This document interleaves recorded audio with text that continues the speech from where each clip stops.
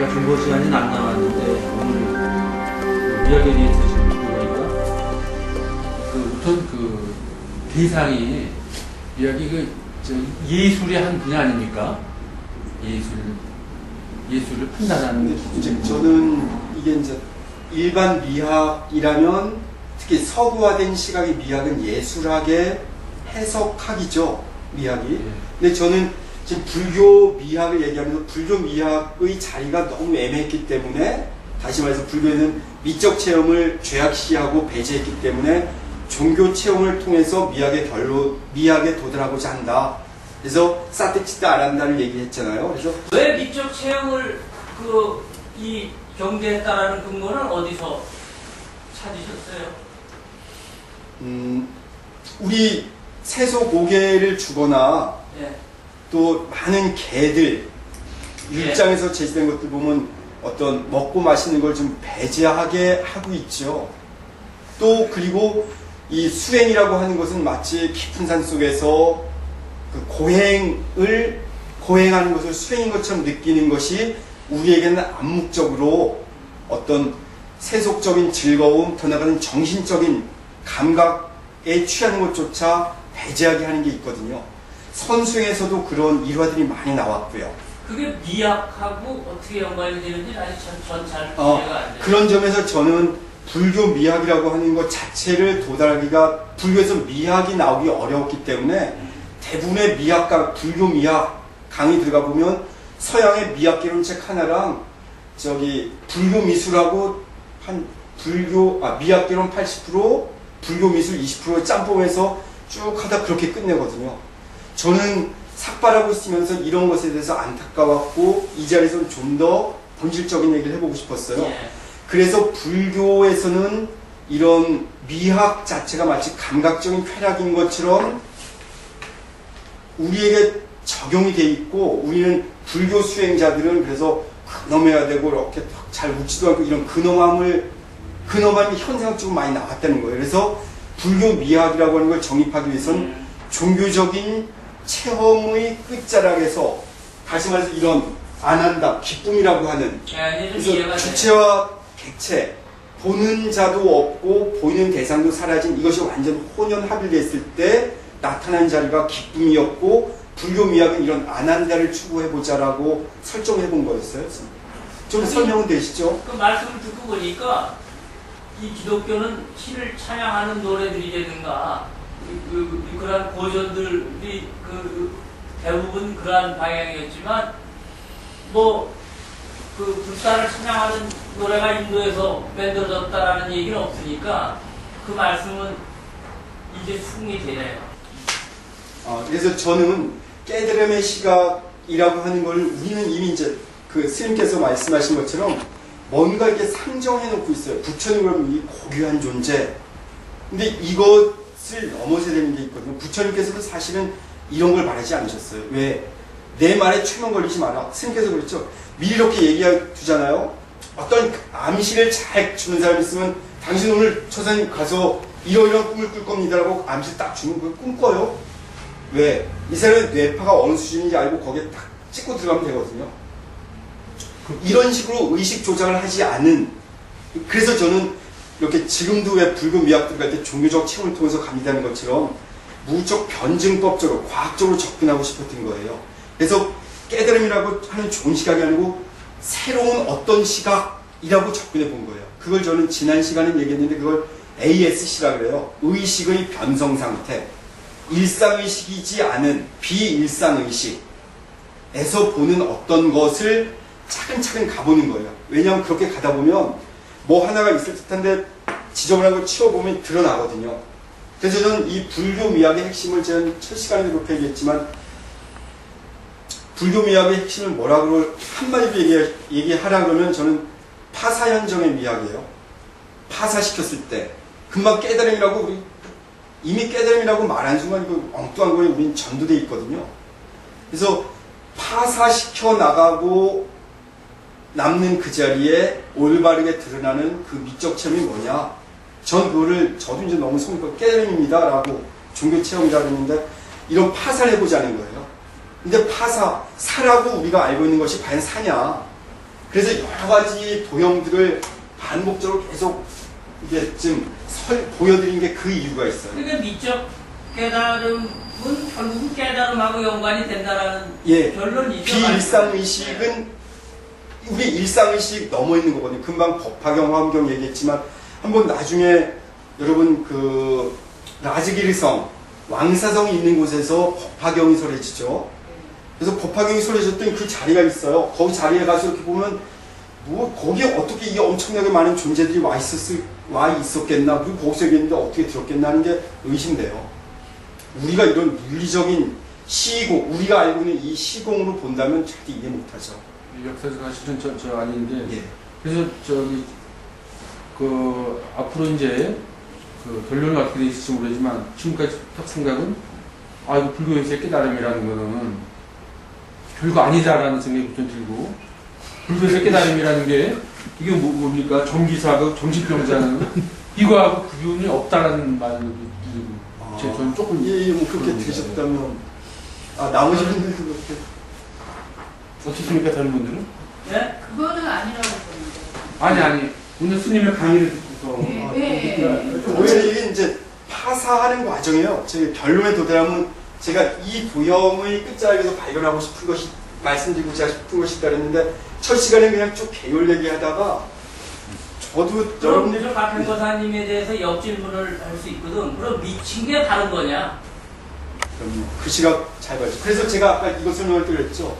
정신병자가 과연 누가 정신병자겠느냐. 그리고 명백하게 우리가 알아야 되는 것은 이게 있어요. 또 하나는 우리 반야신경 자주 외우잖아요. 제일 좋아하는 경전 중에 하나가 반야신경인데 거기서 계속 뭐라 그래요? 관자재보살이. 그 똑똑한 사리자한테, 사리푸트한테, 사리자가 유머거사한테 가서 찐밥 먹고 왔지만 거기서도 가르침 받잖아요. 전도몽상에서 떠나라 너 이거 전도몽상이 됐으니까 이 개판으로 살지. 그래서 진실불안 삶을 살지 못했다 라고 얘기하는 거예요. 그 구조 그대로 있잖아요. 그죠? 원리 전도몽상 조금 나가다 진실불안 나오잖아요. 우리가 이 사람은 왜 미쳤다고 그럴 수 있어요.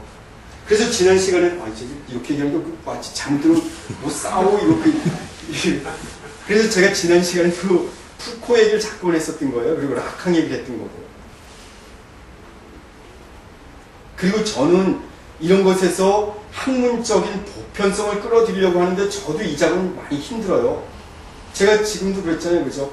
퍼킨지 셀은 많은 사람들이 알아요. 생물학 시간에 퍼킨지 셀 그런 독특한 신경세포가 있어. 이 퍼킨지 셀은 심장에도 있거든요. 그런데 이 퍼킨지가 처음 이렇게 이제 생물학 교과에서 퍼킨지 셀이라고 나오게 된 거는 사실 1819년에 포스핀 현상을 발표하면서예요. 그때 발견했던 게 내부 시각이었고 전 내부 시각의 타당성을 이걸 통해서 이제 말씀을 드렸던 거예요. 그래서 금방 얘기도 저는 깨달았다는 시각도 바로 저 사위설에 의하면 아토문의 본질을 찾아가는 4단계 봄, 여름, 가을, 겨울 얘기한다면 기껏해 초분밖에 안 됐다는 거예요. 성이 바로 깨달았다는 뜻이잖아요. 깨달을 성, 깨어있다는 성성적적할 때 그죠? 붓다, 요 그대로예요. 붓다.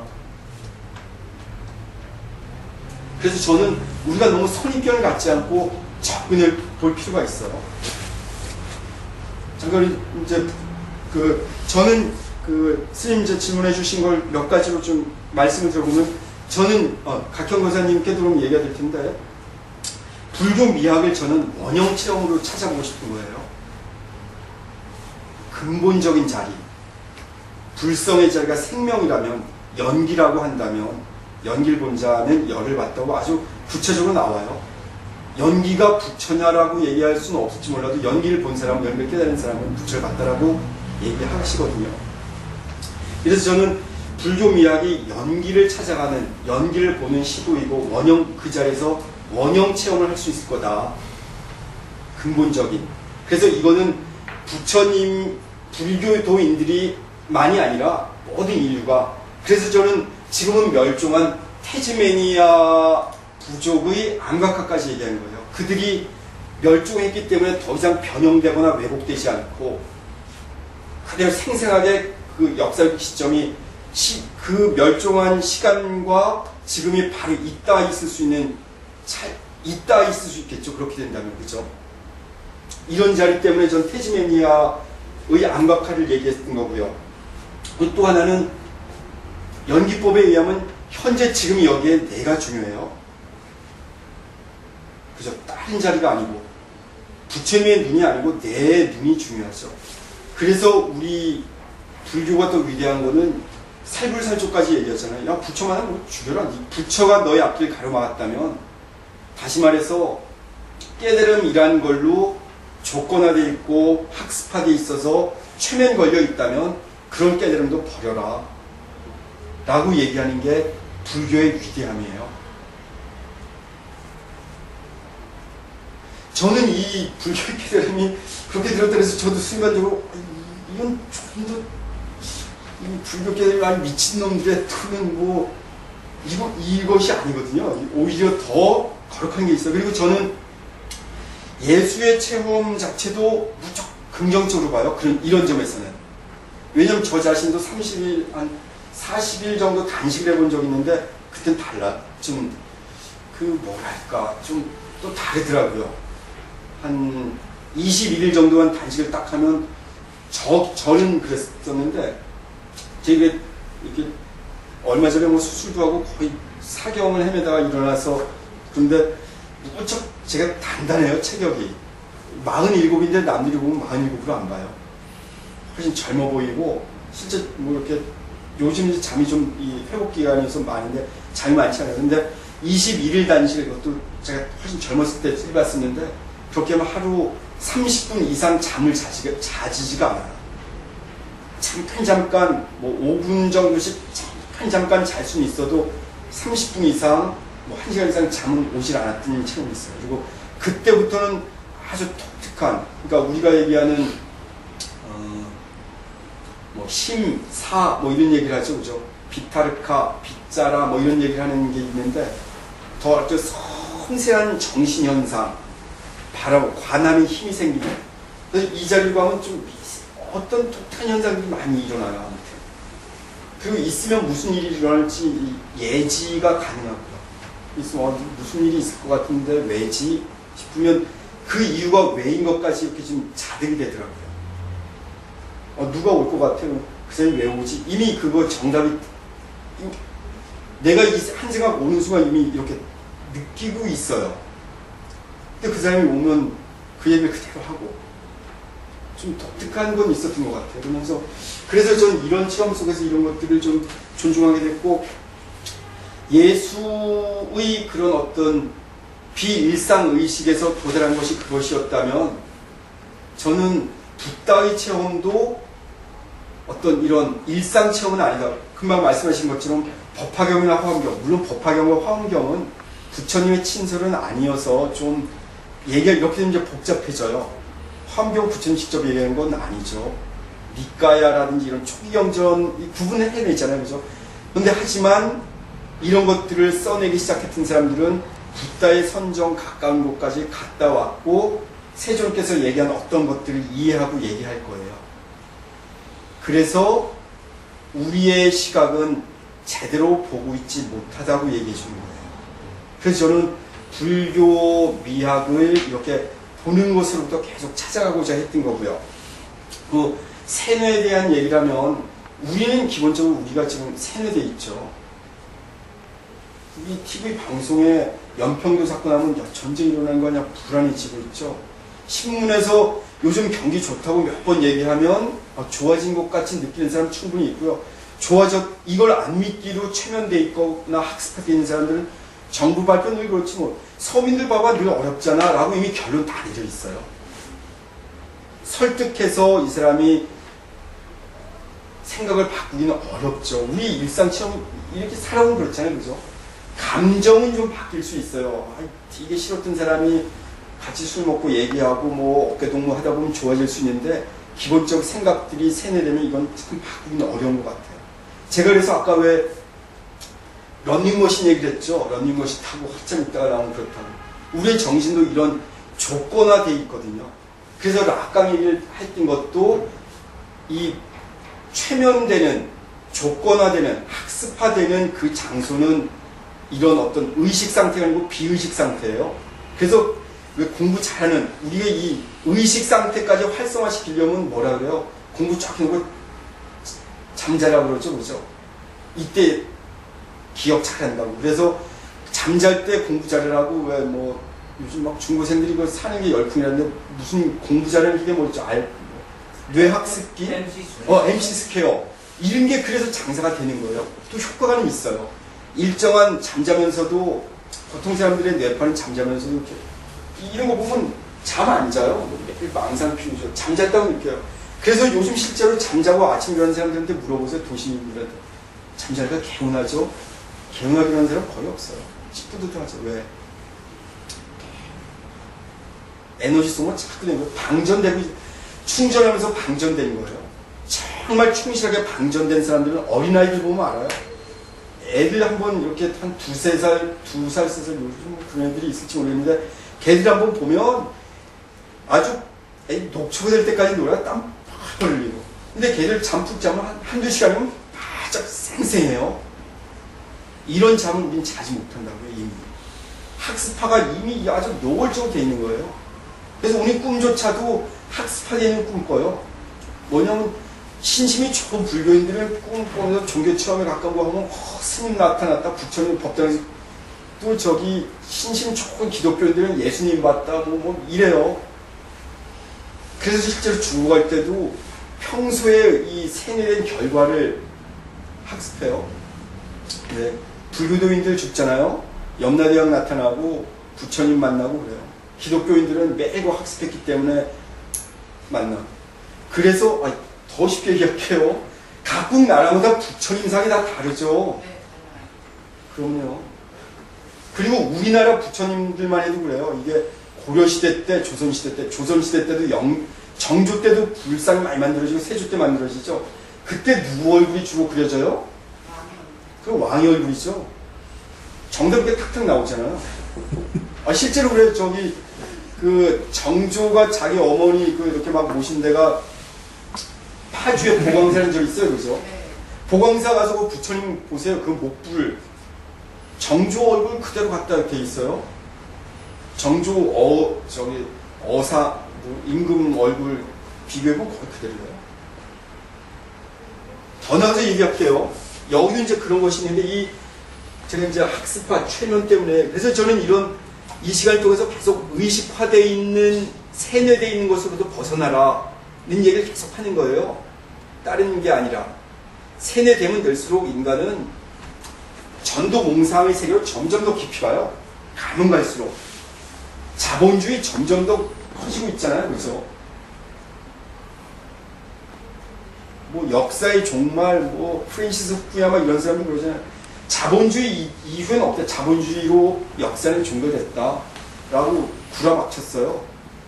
그런데 그거 쓰고 나서 어떻게 돼요? 이 사람이 원래 이 논문에 아주 짧게 이 페이퍼가 원래 짧았다 그러더라고요. 4페이퍼로 국무성에서 채택한 건데 그때 결론 내린 게 뭐였느냐면 러시아 붕괴된다. 왜? 저게 공산주의, 사회주의가 어떻게 가능하냐. 인간의 이기심이 있는데 라고 불지핀 거예요. 이것들이 보편적으로 막 떠들기 시작해서 전 세계에서 그 당시 사람들에게 다 의식 세뇌하기 시작해요. 그랬더니 고르바초프가 때려치고 하는 거예요. 어떤 한 놈이 갖다 의식 불어넣어주기 시작하면 우린 세뇌돼요. 그 어떤 한 사람의 생각이죠. 그래서 우리 화경에서도 심여 공화사라고 그러잖아요. 마음이 그림 그리는 화가 없다. 백제 그림 확 그려놓으면 다 그거 본다. 다시 말해서 최면에 마취에 그냥 이게 꿈인지 잠인지 그러니까 이런 똘똘한 어떤 존재들은 북단타라고 하는 정신 자체가 니들 그 꿈이다. 무슨 니들이 언제 한번 깨어 있었느냐. 잠자는 거지. 니들이 잠자는 게 아니라고 쌀을 딱 때리기도 하잖아요. 네가 언제 맞았냐? 논리적으로 설명해봐라. 뭐가 뭘 때렸냐? 네가 느낀 게 뭐냐? 참된 네가 지금 어디 있냐? 이런 식으로 가면서 우리는 불금이야로 들어갈 거예요.